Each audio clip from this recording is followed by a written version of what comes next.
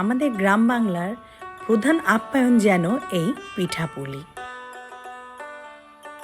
গ্রামের এই রশি গুড় দিয়ে পিঠা খেতে যেন দারুণ লাগে।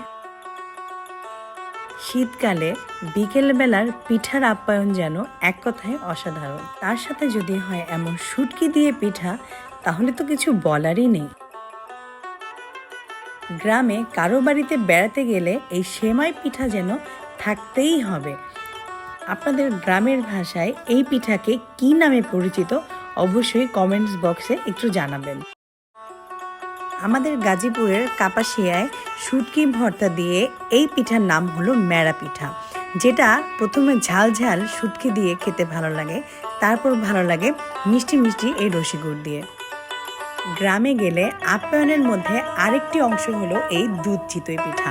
দুধ চিতই পিঠার পাশাপাশি আরও থাকে তেলের পিঠা, মাংসের পিঠা এবং নুডলসও। পিঠাই যেন আমাদের গ্রাম বাংলার ঐতিহ্য এবং তা চলে আসছে আজ যুগ যুগ ধরে।